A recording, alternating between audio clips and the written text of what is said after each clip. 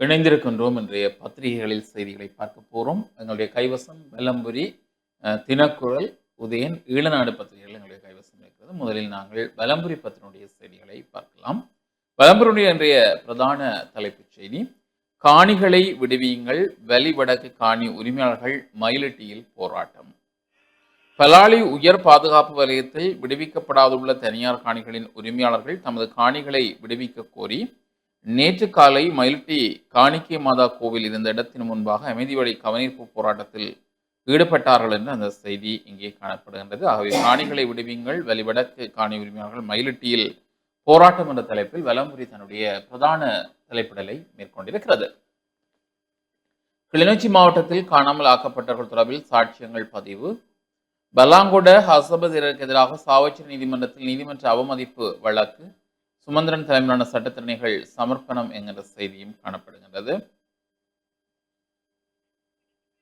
அடுத்த ஏனைய செய்திகளை நாங்கள் பார்க்கின்ற பொழுது, யாழ்ப்பாணத்தில் தேவாலயம் ஒன்றில் சடலம் மீட்பு என்கிற செய்தி காணப்படுகிறது. ஆட்பதிவு திணைக்களத்தின் பேரில் மோசடி என்ற தலைப்பிலும் ஒரு செய்தி. கவிஞர் தீபச்செல்வனின் நூல்களை விடுவிக்க வலியுறுத்தி கிளிநொச்சியில் நாளை போராட்டம்.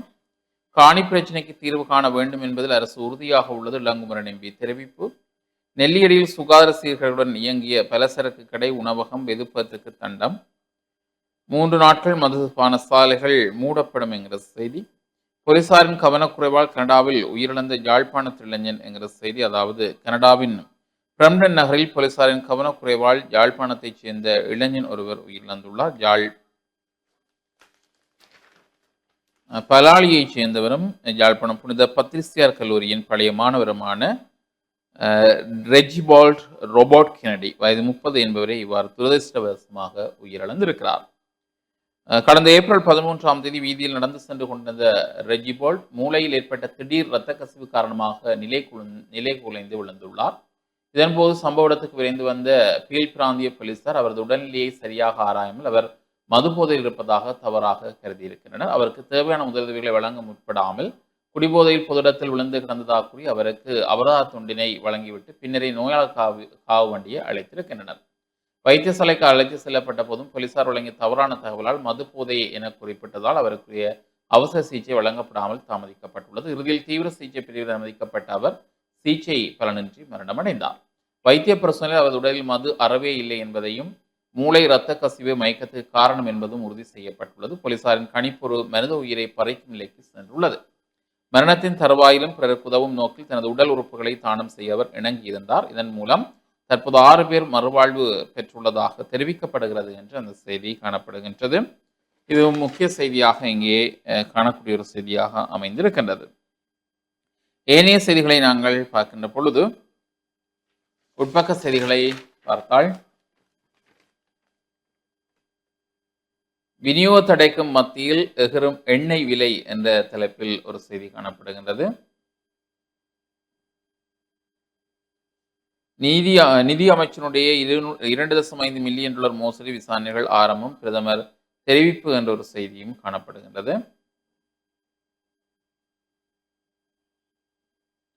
தேங்காய் விலையில் சரிவு இப்பொழுது ஏற்பட்டிருப்பதாக ஒரு செய்தியும் காணக்கூடியதாக இருக்கின்றது.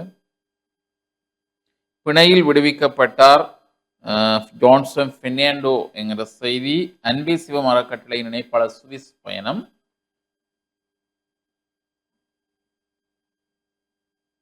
யோசித்த வழக்கு ஜூன் 10ஆம் தேதிக்கு ஒத்திவைப்பு என்கிற ஒரு செய்தியும் காணப்படுகிறது. சஞ்சு சாம்சனின் அதிரடி சதம், 103 ஓட்டங்கள் வித்தியாசத்தில் மும்பையை பந்தாடிய சென்னை என்ற தலைப்பிலும் ஒரு செய்தி. லங்கா பிரீமியர் லீக் தொடருக்கான திகதிகள் அறிவிப்பு.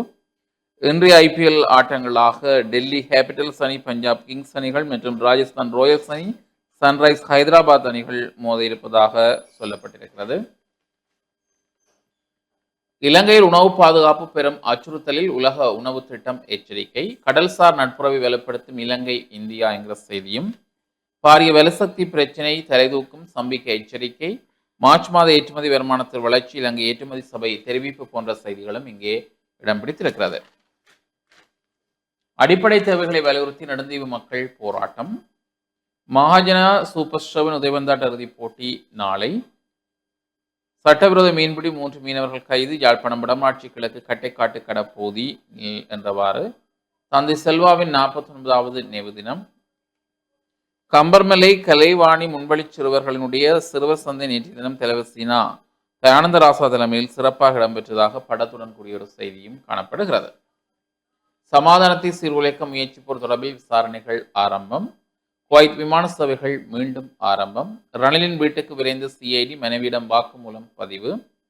இந்தியா பாகிஸ்தான் இடையிலான வான்பரப்பு தடை நீடிப்பு. ஈரானுக்கு எதிரான போரை மீண்டும் தொடங்க தயார், இஸ்ரேல் அறிவிப்பு போன்ற செய்திகளும் காணப்படுகின்றது. உலக செய்திகள் பக்கத்துக்குள் நாங்கள் பார்க்கின்ற பொழுது, அமெரிக்காவை உலுக்கிய மெகா சூறாவளி என்கிற செய்தி. அரசாங்கத்தை ஆளப்போவும் ஏஐ, ஐக்கிய அரபு ராஜ்யம் அதிரடி. அணு ஆயுதங்களை பயன்படுத்தாமல் ஈரானை முற்றாக அழித்து விடுவோம், ட்ரம்ப் ஆவேசம், ஆக்ரோஷமான பேச்சு. ஆயிரக்கணக்கானோரை பணி நீக்கம் செய்யும் மெட்டா நிறுவனம் என்கிற செய்தி. இஸ்ரேல் லெபனான் போர் நிறுத்தம் 3 வாரங்களுக்கு நீடிப்பு, ட்ரம்ப் அறிவிப்பு. மரத்தான் போட்டியில் மனிதர்களின் சாதனையை முறியடித்த ரோபோ என்கிற செய்திகளும் காணப்படுகின்றது. விளைவேலி வீரகத்தீவினார் தேவஸ்தான பஞ்சமுக விநாயகர் உற்சவ பிரதிஷ்டா கும்பாபிஷேகம் தொடர்பான ஒரு செய்தி காணப்படுகின்றது. இது எதிர்வரும் 29ஆம் தேதி புதன்கிழமை காலை 9:05 மணி முதல் 11:05 மணி வரை உள்ள சுப முகூர்த்தத்திலே நடைபெற இருக்கிறது. அதேபோன்று பச்சிலைப்பள்ளி தர்மக்கணி கிராம அலுவலர் பிரிவின் சின்னை தாளியடி திருவருள்மிகு முத்துமாரியம்பாள் ஆலய புனராவர்த்தன திரிபந்தன ஏககுண்ட பக்ஷ பிரதிஷ்டா மகா கும்பாபிஷேகம் கடந்த வியாழக்கிழமை பக்திபூர்வமாக இடம்பெற்றதாக ஒரு செய்தி. கிளிநொச்சியில் ஆரம்பமாகும் கிராமியொளி வாழ்வு திட்டம். அதே நேரத்திலே ஊர்காவத்துறை புளியங்கூடல் இந்தன் முத்துவினார் ஆலய வருடாந்த மகோற்சவம் இதுவரை மே மாதம் 7ஆம் தேதி காலை 10:30 மணிக்கு கொடியேற்றத்துடன் ஆரம்பமாகி 10 தினங்கள் நடைபெற இருப்பதாக ஒரு செய்தி காணப்படுகிறது. கிளிநொச்சி மாவட்ட செயல ஊழியர் நிலம்புரி சங்கத்தின் ஏற்பாட்டில் நேற்று முன்தினம் இரத்த தான முகாம் நடைபெற்றது என்று சொல்லி அந்த படத்துடனும் ஒரு செய்தி காணப்படுகின்றது. யாழில் புதுப்பிக்கத்தக்க எரிசக்தி மேம்பாட்டிற்கான கூட்டம் என்று சொல்லி ஒரு செய்தி காணப்படுகிறது.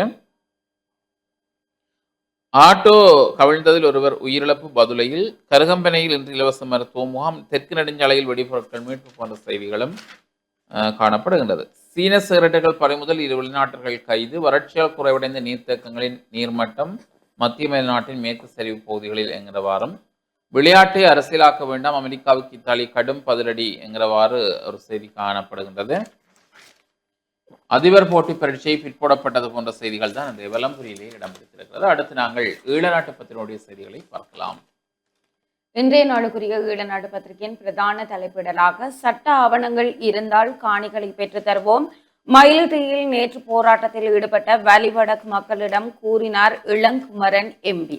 உயர் பாதுகாப்பு வலயத்தில் உள்ள உங்கள் காணிகளுக்கான சட்ட ரீதியான ஆவணங்கள் உங்களிடம் இருந்தால் அந்த காணிகளை பெற்று தருவோம். உங்கள் காணிகளை பலவந்தமாக வைத்துக் கொள்ளும் எண்ணம் தேசிய மக்கள் சக்தியினருக்கு இல்லை என தேசிய மக்கள் சக்தியின் யாழ் மாவட்ட பாராளுமன்ற உறுப்பினர் இளங்குமரன் எம்பி தெரிவித்திருக்கின்றார்.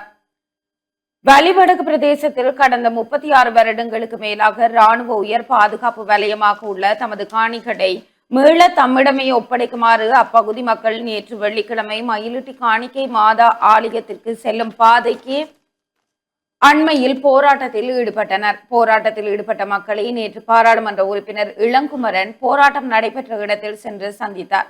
பின்னர் அவர்களின் பிரதிநிதிகள் சிலரை தெல்லிப்பளை பிரதேச செயலகத்திற்கு அழைத்து சக பாராளுமன்ற உறுப்பினர் ஸ்ரீ பவானந்த ராசாவுடன் இணைந்து கலந்துரையாடினார். அதன்போது காணி உரிமையாளர்களிடம் பாராளுமன்ற உறுப்பினர் இளங்குமரன் தெரிவிக்கையில், தேசிய மக்கள் சக்தி அரசாங்கம் ஆட்சிக்கு வந்த பின்னர் மக்களுக்குரிய காணிகள் கட்டம் கட்டமாக விடுவிக்கப்பட்டு வருகின்றன. இது விடயத்தில் நாம் வெளிப்படைத்தன்மையுடன் செயற்பட்டு வருகின்றோம்.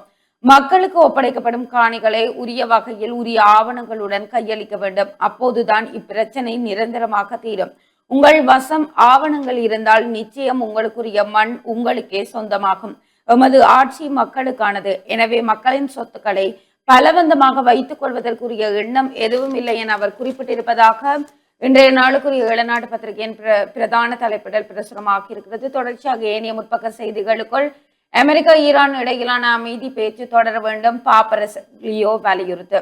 அமெரிக்காவுக்கும் ஈரானுக்கும் இடையில் நிலவும் போரை முடிவுக்கு கொண்டு வருவதற்கான அமைதி பேச்சுவார்த்தைகளை தொடர்ந்து முன்னெடுக்குமாறு பரிசுத்த பாப்பரசர் 14ஆம் லியோ கோரிக்கை விடுத்திருக்கின்றார். இந்த யுத்தத்தினால் ஈரானில் உள்ள ஒட்டுமொத்த அப்பாவி மக்களும் சொல்லனா துயரங்களுக்கு உள்ளாகி இருப்பதாகவும் அவர் சுட்டிக்காட்டியிருக்கின்றார் என்ற அந்த செய்தியும் உறுப்பினர் பேசுவதற்கு முற்பட்ட வேளை கூட்டத்தை விட்டு வெளியேறிய தவிசாளர் வேலி தென்மேற்கு பிரதேச சபையில் சம்பவம் என்ற தலைப்பிடலோடு ஒரு செய்தியும், நெடுந்தீவில் பணியாற்றும் அலுவலர்களுக்கு ஆபத்து கொடுப்பனவை அதிகரிக்க வேண்டும், வடக்கு மாகாண ஆளுநர் வேதநாயகன் வலியுறுத்து.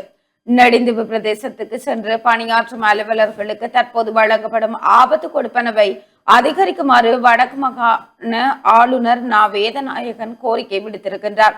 பொது நிர்வாக உள்நாட்டு அலுவல்கள், மாகாண சபைகள் மற்றும் உள்ளூராட்சி அமைச்சர் பேராசிரியர் சந்தன அபேரத்னவின் ஆலோசகரும் முன்னாள் மூத்த நிர்வாக அதிகாரியுமான அசோக பீரிஸ் மற்றும் வடக்கு மாகாண ஆளுநர்களுக்கு இடையிலான விசேட கலந்துரையாடல் நேற்று வெள்ளிக்கிழமை மாலை ஆளுநர் செயலகத்தில் நடைபெற்றது என்பதும் குறிப்பிடத்தக்கது என்று அந்த செய்தி தொடர்ந்து செல்கிறது. தொடர்ச்சியாக செய்திகளுக்குள் அர்ச்சனா எம்பிக்கு பிணை என்ற தலைப்பிடலோடு ஒரு கட்டமிடப்பட்ட செய்தியும், அடிப்படை பிரச்சனைகளை தீருங்கள், நெடுந்தீவு மக்கள் நேற்று போராட்டம் என்ற தலைப்பிடலோடு ஒரு புகைப்படம் தாங்கிய செய்தியும் பிரசுரமாக இருக்கிறது. தொடர்ச்சியாக செய்திகளுக்குள் வளங்கள் நிறைந்த முல்லைத்தீவு வறுமை நிலையில் முதலிடத்தில், வடக்கு மாகாண ஆளுநர் கவலை. முல்லைத்தீவு மாவட்டத்தில் உள்ள இயற்கை வளங்களை முழுமையாகவும் அறிவியல் ரீதியாகவும் பயன்படுத்துவதன் ஊடாக மக்களின் வாழ்வாதாரத்தை உயர்த்த முடியும் என வடக்கு மாகாண ஆளுநர் வேதநாயகன் தெரிவித்திருக்கின்றார் என்ற அந்த செய்தியோடு, எரிபொருட்களின் விலைகள் நிர்ணயத்திற்கு புதிய திட்டம் என்ற தலைப்பிடலோடு ஒரு செய்தியும், சம்பா அரிசியின் விலை குறைப்பு என்ற தலைப்பிடலோடு இன்னொரு கட்டமிடப்பட்ட செய்தியும் பிரசுரமாக இருக்கிறது. இவைதான் இன்றைய நாளுக்குரிய ஈழநாடு பத்திரிகையினுடைய முற்பக்க செய்திகளாக இருக்கிறது. தொடர்ச்சியாக உட்பக்க செய்திகளுக்குள் கொழும்பில் மார்பக புற்றுநோய் பரிசோதனைகள் இடைநிறுத்தம், 1200 பெண்கள் பாதிப்பு.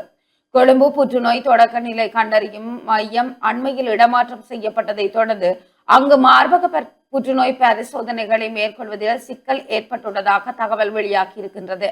போதிய இடவசதி இல்லாத காரணத்தினால் மெம்மோகிராபி இயந்திரத்தை நிறுவ முடியாமல் இருப்பதே இதற்கு முக்கிய காரணமாக கூறப்படுகின்றது.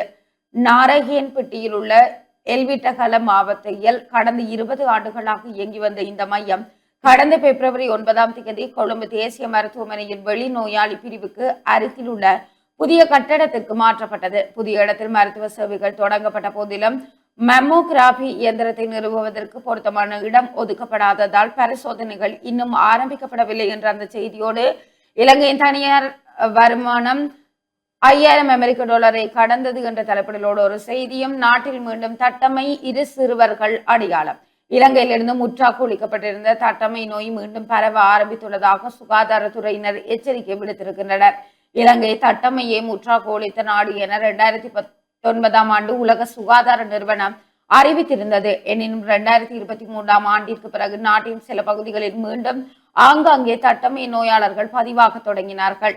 2025 ஜனவரி முதல் இதுவரை எந்த ஒரு நோயாளரும் பதிவாகாத நிலையில் தற்போது மீண்டும் 2 கண்டறியப்பட்டுள்ளமை குறிப்பிடத்தக்கது என்ற அந்த செய்தியும், வெளிநாட்டு கடன் செலுத்துதலில் மோசடி, போலீஸ் தலைமையகத்தில் முறைப்பாடு என்ற தலைப்பிடலோடு ஒரு செய்தியும் பிரசுரமாக இருக்கிறது. தொடர்ச்சியாக இன்றைய நாளுக்குரிய ஈழநாடு பத்திரிகை ஆசிரியர் தலையங்கமாக அமைச்சர் பிமல் ரத்நாயகவின் கவனத்திற்கு என்ற தலைப்பிடலோடு ஈழநாடு பத்திரிகை ஆசிரியர் தலையங்கம் இடம்பெற்றிருக்கிறது. தொடர்ச்சியாக செய்திகளுக்குள் உலக அமைதிக்கான நடைபயணம், பிரதமர் கரிணி பங்கேற்பு என்ற தலைப்பிடலோடு ஒரு புகைப்படம் தாங்கிய செய்தியும், பஸ்ஸில் சிறுமியிடம் பாலியல் அத்துமீறல், சிப்பாய் ஒருவர் கைது. பொலனறுவையிலிருந்து கல்முனை நோக்கி பயணித்த தனியார் பஸ்ஸில் 14 வயது சிறுமியிடம் பாலியல் அத்துமீறலில் ஈடுபட்ட இராணுவ சிப்பாய் ஒருவர் வியாழக்கிழமை கைது செய்யப்பட்டிருக்கின்றார் என்று வாழைச்சேனை போலீசார் தெரிவித்தனர்.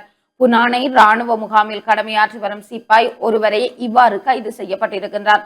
பொலனறுவையிலிருந்து கல்முனை நோக்கி கடந்த 20ஆம் தேதி பயணித்த தனியார் பஸ் ஒன்றில் 14 வயது சிறுமி தனது சிறிய தந்தையுடன் வாழைச்சேனையில் உள்ள வீட்டிற்கு செல்வதற்காக ஏறியிருக்கின்றார். இதேவேளை விடுமுறை முடித்து பணிக்கு திரும்பிய குறித்த இராணுவ சிப்பாயும் அதே பஸ்ஸில் ஏறி சிறுமிக்கு அருகில் அமர்ந்திருக்கின்றார். பஸ் மன்னம்பட்டி பகுதியை தாண்டி சென்று கொண்டிருந்த போது சிப்பாய் சிறுமி மீது பாலியல் ரீதியான அத்துமீறல்களை செய்ய முற்பட்டிருக்கின்றார். இதனால் அதிர்ச்சி அடைந்த சிறுமி அருகில் இருந்த தனது சிறிய தந்தையிடம் இது குறித்து முறையிட்டுள்ளார். இதையடுத்து ஆத்திரமடைந்த சிறிய தந்தை குறித்த இராணுவ சிப்பாய் மீது தாக்குதல் நடாத்தி இருக்கிறார். சம்பவம் தொடர்பில் அறிந்த பஸ் சாரதி பஸ்ஸை நேராக வாழைச்சேனை போலீஸ் நிலையத்திற்கு கொண்டு சென்று நிறுத்தினார். அங்கு நடந்த விவரங்களை சாரதி போலீசாரிடம் தெரிவித்தார். இதனை தொடர்ந்து தாக்குதல்களுக்கு உள்ளாகி காயமடைந்த இராணுவ சிப்பாயை போலீசார் மீட்டு மருத்துவமனையில் அனுமதித்ததுடன் தாக்குதலை மேற்கொண்ட சிறுமியின் சிறிய தந்தையை கைது செய்து நீதிமன்றத்தில் ஆயர்படுத்தி இருக்கின்றனர் என்ற அந்த செய்தி பிரசுரமாக இருக்கிறது. தொடர்ச்சியாக செய்திகளுக்குள் ராஜபக்சவிற்கு எதிரான வழக்கு ஜூன் மாதம் ஒத்திவைப்பு என்ற தலைப்பிடலோட ஒரு செய்தியும், சுகாதார சீர்கேட்டுடன் யாழில் வெதுப்பக உற்பத்தி பொருட்கள் விற்பனை செய்த 4 அபராதம் என்ற தலைப்பிடலோடு ஒரு கட்டமிடப்பட்ட செய்தியும் பிரசுரமாக இருக்கிறது. தொடர்ச்சியாக பெரும் வலுசக்தி பிரச்சனை நாட்டிற்குள் தலை தூக்கம், சம்பிக்க ரணவக்க எச்சரிக்கை. நிலக்கரி பிரச்சனையால் ஏற்பட்டுள்ள மின்சார பிரச்சனை, டீசல் பிரச்சனை காரணமாக நாட்டின் வலுசக்தி துறை வீழ்ச்சி அடைந்திருக்கிறது. அதனால் வலுசக்தியை கட்டியெழுப்ப அரசாங்கம் நடவடிக்கை எடுக்காவிட்டால் நிச்சயமாக எதிர்வரும் ஜூலை ஆகஸ்ட் மாதங்களுக்கு நாட்டுக்குள் பெரும் வலுசக்தி பிரச்சனை தலை தூக்கும் என்று முன்னாள் அமைச்சர் சம்பிக்க ரணவக்க எச்சரித்திருக்கின்றார் என்ற அந்த செய்தியோடு, ரயில் தடம் புரண்டது, கரையோர மார்க்கத்தில் போக்குவரத்து பாதிப்பு என்ற தலைப்பிடலோடு ஒரு செய்தியும் பிரசுரமாக்கி இருக்கிறது. தொடர்ச்சியாக திருடனிடமே பொறுப்பை ஒப்படைப்பதால் நிதி செயலாளர் பதவி விலக வேண்டும் என்ற தலைப்பிடலோடு ஒரு செய்தியும், அயல் வீட்டு பெண் குளிப்பதை காணொலி எடுத்த இளைஞன் கைது. கொழும்பு 7 பகுதியில் அயல் வீட்டு பெண் குளிப்பதை ரகசியமாக காணொலி எடுத்து அதனை அவரது நண்பிக்கு அனுப்பிய குற்றச்சாட்டின் பேரில் கைது செய்யப்பட்ட இளைஞனை மே மாதம் 4ஆம் தேதி வரை விளக்கமறியலில் வைக்க கொழும்பு தலைமை நீதவான் வியாழக்கிழமை உத்தரவிட்டிருக்கின்றார் என்ற அந்த செய்தியோடு, கற்குவாரியை அகற்ற கோரி பொதுமக்கள் ஆர்ப்பாட்டம் என்ற தலைப்பிடலோடு ஒரு செய்தியும் பிரசுரமாகியிருக்கிறது. தொடர்ச்சியாக இன்றைய நாளுக்குரிய 7 நாடு பத்திரிகையின் இறுதி பக்க செய்திகளுக்குள், மத்திய கிழக்கு போரினால் இலங்கையின் உணவு பாதுகாப்பு பெரும் அச்சுறுத்தலில் உலக உணவு திட்டம் எச்சரிக்கை என்ற தலைப்பிடலோடு ஒரு செய்தியும், ஐநா அமைதிப்படை விவகாரம் பாதுகாப்பு செயலர் துய்யகொந்தா ஐநா உதவி செயலருடன் சந்திப்பு என்ற தலைப்பிடலோடு ஒரு புகைப்படம் தாங்கிய செய்தியும் பிரசுரமாக இருக்கிறது. இவைதான் இன்றைய நாளுக்குரிய ஈழநாடு பத்திரிகையினுடைய முக்கிய செய்திகளாக இருக்கிறது. தொடர்ச்சியாக நாங்கள் யாழ் தினக்குரல் பத்திரிகையினுடைய பத்திரிகை கண்ணோட்டத்தோடு இணைந்திருக்கலாம். தினக்குரலுடைய இன்றைய பிரதான தலைப்பிடல், அடிப்படை பிரச்சனைகளுக்கு தீர்வு கோரி திரண்ட நெடுந்தீவு மக்கள் என்று சொல்லி அந்த மக்களுடைய படங்கள், போராட்ட பதாதைகளுடன் அந்த செய்தி இங்கே முன்பக்கத்திலே பிரதான இடத்தை பிடித்திருக்கிறது. மார்ச்சில் 1467 மில்லியன் அமெரிக்க டாலர் வருமானம் என்கிற செய்தி காணப்படுகிறது. உயிர்த்த ஞாயிறு தாக்குதல் பூஜித கோரிக்கைக்கு நீதிமன்ற நிராகரிப்பு. வைத்திய அதிகாரி தொடர்பில் அவதூறு பரப்பிய எம்பி, அதாவது அவதூறு பரப்பிய வழக்கில் அர்ச்சுனா எம்பிக்கு பிணை. தெளிப்பளை வைத்தியசாலை புற்றுநோய் பிரிவு வைத்தியர் தொடர்பிலே சமூக வலைதளங்களில் அவதூறு பரப்பினார் எனும் குற்றச்சாட்டில் நாடாளுமன்ற உறுப்பினர் அர்ச்சுனா ராமநாதன் உள்ளிட்ட 2 வைத்தியர்களுக்கு எதிராக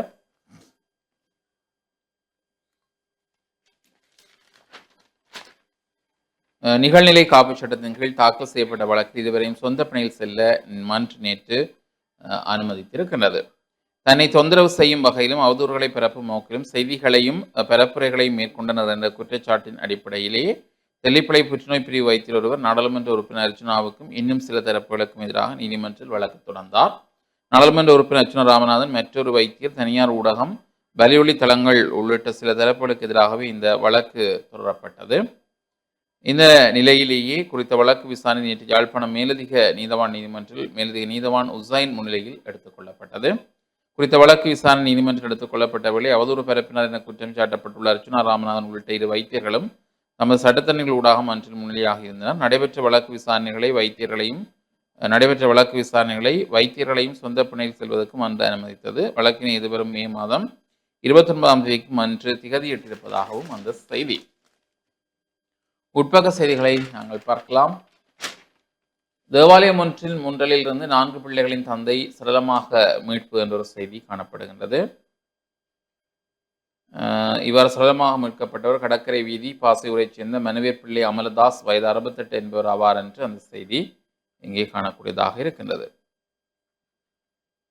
ஆட்பதிவு திணைக்களத்தின் தொலைபேசி இலக்கத்தை பயன்படுத்தி நிதி மோசடி என்ற ஒரு தலைப்பிலும் ஒரு செய்தி மற்றும் ஏனைய செய்திகளை நாங்கள் பார்க்கலாம்.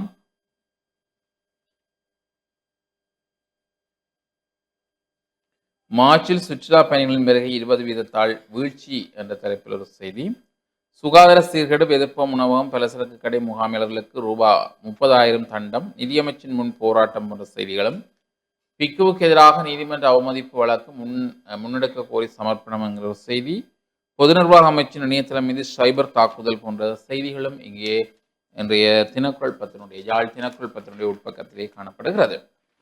இலங்கையில் பாரிய வலுசக்தி நெருக்கடி உருவாகும் அபாயம், பாட்டாளி சம்பிக்க ரணவக்க ஆரூடம் என்கிற செய்தி, திருக்கோணேஸ்வரம் ஆலய சுற்றாடலில் ரேடர் தளம் அமைப்பதை பொதுமக்கள் எதிர்க்க வேண்டும் என்கிற ஒரு செய்தி காணக்கூடியதாக இருக்கின்றது.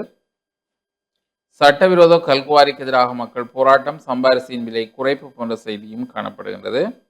போதைப்பொருளுடன் 903 சந்தேக நபர்கள் கைது என்கிற செய்தியும் காணப்படுகின்றது. கண் சுகாதாரம் தொடர்பான நடவடிக்கைகளில் முன்னோடியாக திகழ்கிறது வடக்கு மாகாணம். ஆளுநர் வேதநாயகன் பெருமிதம். மனிதுரிமைகள் முதலுதவி நிலையத்தின் சட்டோதவி ஆலோசனை வழங்கும் நிகழ்வு என்கிற செய்தி. நஞ்சு மாலை சிறுகதை பனவல் வெளியீட்டு விழா. விளைவேலி மருதடி வீரகத்தி விநாயகர் தேவஸ்தான பஞ்சமுக விநாயகர் உற்சவ பிரதிஷ்டா கும்பாபிஷேகம் என்கிற ஒரு செய்தியும் காணப்படுகிறது. தென்மராட்சி பிரதேச இளைஞர் விளையாட்டு விழா. சலவை திரவம் தயாரிப்பதற்கான தொழில்நுட்ப பயிற்சி நிலை போன்ற செய்திகளும் காணப்படுகிறது. அதேபோல் வன்னை கோட்டையம்பதி ஸ்ரீ சுப்பிரமணிய சுவாமி தேவஸ்தான அதிசுந்தர நூதன பஞ்சுதள ராஜகோபுர மகா கும்பாபிஷேகம் நேற்று முன்தினம் வியாழக்கிழமை பக்திபூர்வமாக இடம்பெற்றது என்று சொல்லி அது தொடர்பான படத்துடன் கூடிய ஒரு செய்தி காணப்படுகின்றது. வளங்கள் நிறைந்த முல்லைத்தீவு வறுமையில் முதலிடத்தில் இருப்பது கவலைக்குரியது என்கிற தலைப்பில் ஆளுநர் வேதநாயகன் அவர்கள் வடக்கு மாகாண ஆளுநர் சொல்லியிருப்பதாக ஒரு செய்தி. அரசதிபர் வெற்றிக்கிண்ண போட்டிகள் இன்று ஆரம்பம். தெல்லிப்பளை காசி விநாயகர் தேவஸ்தானத்தில் மகோற்சவம். முழங்காவிலில் கடற்றொழில் சட்டங்கள் குறித்து கருத்தரங்கு. தந்தை செல்வாவின் அஞ்சலி நிகழ்வு நாளை. மயிலட்டி காணி பிரச்சினை சட்டத்திட்டங்களுக்கு அமைவாக தீர்வு. இளங்குமரன் எம்பி தெரிவிப்பு. பெண்களின் எண்ணங்கள் எனும் பொருளில் யாழ்ப்பாணத்தில் நடைபெற்ற சிறப்பு நிகழ்வு. பல்கலைக்கழகத்தில் தெரிவான முல்லைத்தீவு மகாவித்தியாலய மாணவர்கள் கௌரவிப்பு. பட்டா வாகனத்தால் மோதுண்டவர் சிகிச்சை பலனின்றி உயிரிழப்பு. செல்லப்பா சுவாமிகளின் குருபூஜை என்கிற ஒரு செய்தி காணப்படுகின்றது. பால் உற்பத்தி பொருட்கள் விற்பனை நிலையம் புலோலியில் திறந்து வைப்பு போன்ற செய்திகளும் காணப்படுகின்றது. உலக செய்திகள் அல்லது இந்திய செய்திகள் பக்கத்தில் பார்த்தால் மக்களை வாக்களிக்க விடாமல் தடுத்த போக்குவரத்து துறை அதிகாரிகள் நடவடிக்கை எடுக்க தமிழக வெற்றி கழகம் கோரிக்கை என்கிற செய்தி இங்கே காணக்கூடியதாக இருக்கிறது. போர் நிறுத்தத்தை விமர்சித்த ஈரான் இளவரசர் மீது திரவம் வீச்சு என்கிற செய்தி காணப்படுகிறது. விஜய்க்காக 3000 கிலோமீட்டர் பறந்து வந்தவர்களுக்கு கிடைத்த ஏமாற்றம். அவர்கள் வாக்களிப்பதற்காக சிங்கப்பூரில் வந்து அவர்கள் பதிவு இங்கே இல்லாதால் அது வாக்கை பதிய முடியாமல் போனதாக அந்த செய்தி. ஜனநாயக திருவிழாவில் சாதனை படைத்த தமிழ்நாட்டு மக்கள். தேர்தல் வரலாற்றில் முதல் தடவையாக 85% வாக்குப்பதிவு. இளைஞர் பெண்கள் ஆர்வத்துடன் திரண்டு வாக்களிப்பு. 5 அடுக்கு பாதுகாப்பில் உள்ள வாக்குப்பதிவு இயந்திரங்கள். தமிழகத்தின் புதிய முதலமைச்சர் யார்? மே 5 தெரியும் என்கிறவாறு அந்த செய்தி அமைந்திருக்கிறது. மேற்கு வங்க தேர்தல் பாஜக வேட்பாளர் மீது சரமாரி தாக்குதல் என்கிற செய்தி. முதல்வர் வேட்பாளர்களின் தொகுதிகளில் வாக்கு வீதம். சீமான் காரைக்குடியில் குறைந்த அளவு வாக்கு பதிவு என்ற செய்தியும். ஈரானிய அணியை நிராகரிக்கவில்லை திட்டவட்டமாக கூறியது அமெரிக்கா. பண்டிகை கழித்து செல்லாதால் கணவனை கான்கிரீட் போட்டு மூடிய மனைவி போன்ற செய்திகளும் இங்கே உட்பக்கத்திலே உலக செய்தி பக்கத்திலே காணப்படுகிறது. அயல் வீட்டு பெண் குளிப்பதை வீடியோ எடுத்த இளைஞன் கைது கொழும்பில் என்றவாறு ஒரு செய்தி. என்பிபி அரசில் உள்ளவர்களுக்கு போஸ்டர் ஒட்ட மட்டும்தான் தெரியும். வஜ்ர அபிவர்த்தன நையாண்டி. ஹம்மாந்தோட்டை வீரக்கெட்டிய கசாகல அதிவேக நுழைவாயிலுக்கு அருகில் முன்னெடுக்கப்பட்ட சோதனையின் போது பாரிய அளவிலான வெடிப்பொருட்களுடன் ஒருவர் கைது செய்யப்பட்டார் என்கிற செய்தி. புதியல் தோண்டியதில் 2 கைது. பணத்தாரனால் ஒருவர் அடித்துக் கொலை போன்ற செய்திகளும். 59 மில்லியன் மோசடி யோசனை மீதான வழக்கு ஒத்திவைப்பு. சீன சிகரெட்டுகளுக்கு 2 வெளிநாட்டவர்கள் அந்த சீன சிகரெட்டுகளுடன் கைது. பஸ்ஸில் சிறுமி மீது பாலியல் சேஷ்டை ராணுவ சிப்பாய் கைது. 9500 மெட்ரிக் டன் டீசலுடன் பெறவுள்ள மற்றொரு கப்பல் என்கிற செய்தி. தொடர்ந்து தடம்புரல்வு என்கிற செய்தி. அரசூழியர்களின் மொழியறிவு மீளாய்வு செய்யப்பட வேண்டும் நீதியமைச்சர் ஹர்ஷன நாணயக்கார போன்ற செய்திகளும். ஐரோப்பாவுக்கு ஏற்றுமதியாகும் ஆடைகளின் உற்பத்தி திறனை மேலும் அதிகரியுங்கள். பிரான்ஸ் இலங்கை பாராளுமன்ற நட்புறவு குழுவின் தலைவி அழைப்பு என்ற செய்தி. திருகோணமலை நகரில் முதியவரின் சடலம் மீட்பு என்கிற செய்தியும் காணப்படுகிறது. நிலக்கரி ஊழலுக்கு பொறுப்பேற்ற முழு அமைச்சரவையும் பதவி விலக வேண்டும் பிராசி ஜிஎல் பீரிஸ். இலக்கத்தடுகளின்றி 4 லட்சத்துக்கும் மேற்பட்ட வாகனங்கள் வீதிகளில் என்கிற செய்தி. இலங்கைக்கு பாகிஸ்தான் வழங்கியிருந்த ஆதரவு உண்மையான நட்பின் வெளிப்பாடு. பாக் உயர்ஸ்தானிடம் சபாநாயகர் தெரிவிப்பு. நீர்கொழும்பு கிளப்பில் சுமார் 550 கிலோ பீடி இலைகள் மீட்பு என்கிற செய்தியும் காணப்படுகின்றது. $2.5 மில்லியன் மோசடி கணக்காய்வாளர் நாயத்தின் கீழ் விசிற குழு ஒன்றை அமையுங்கள் என்கிற செய்தி. கருதினால் மெல்கம் ரஞ்சித் தாண்டகை பதவியில போதா பெறவும் செய்திகள் உண்மையற்றவை. சீரணி நாகபூஷணி பொங்கல் இன்று வரலாற்று பிரசித்தி பெற்று சன்லிப்பாய் சீரணி நாகபூஷணி அம்பாள் ஆலய வருடாந்த மகோற்சவ பொங்கல் விழா இன்று சனிக்கிழமை மாலை 4 மணிக்கு ஆலய வீதியில் நடைபெற உள்ளது. பொங்கல் விழாவில் பொங்கல் செய்ய விரும்புவோர் தங்கள் பதிவுகளை முன்கூட்டிய இந்து இளைஞர் மன்ற கோரிக்கையத்தில் அதாவது இந்து இளைஞர் மன்ற காரியத்தில் மேற்கொள்ளுமாறு பதிவுகளை இங்கே அதாவது பொங்கல் விழாவில் பொங்கல் செய்ய விரும்புவோர் தங்கள் பதிவுகளை முன்கூட்டியே இந்து இளைஞர் மன்ற காரியாலயத்தில் மேற்கொள்ளுமாறு மேற்படி ஆலயத்தின் தர்மகத்தா சபையினர் கேட்டுக்கொண்டிருப்பதாக அந்த செய்தி. ரயில் தடம்புரளவு காரணத்தை கண்டறிவதற்கு குழு நியமனம், மேலாண்மைகள் ரத்தான முகாம் போன்ற செய்திகளும் இங்கே இடம் பிடித்திருக்கிறது. விசாரணை நடாத்தும் பொறுப்பை திருடனிடம் ஒப்படைக்க முடியுமா? நிதி அமைச்சின் செயலாளர் பதவி விலக வேண்டும் என்கிற செய்தி. ஜோன்சன் பினாண்டோ புனையில் விடுதலையானார். போக்குவரத்து சமீட்சை விளக்கு மீது ஏறிய நபர் மீட்கப்பட்டார் என்கிற செய்தி. ஹேக்கர் திருடிய பணத்தை மீட்க சர்வதேச ஒத்துழைப்பு. வாட்ஸ்அப் டெலிகிராம் ஊடாக புதிய டிஜிட்டல் வங்கி மோசடி, போலீசார் எச்சரிக்கை என்கிற செய்திகள் இன்றைய பத்திரிகைகளிலே வெளியாகிறது. அடுத்து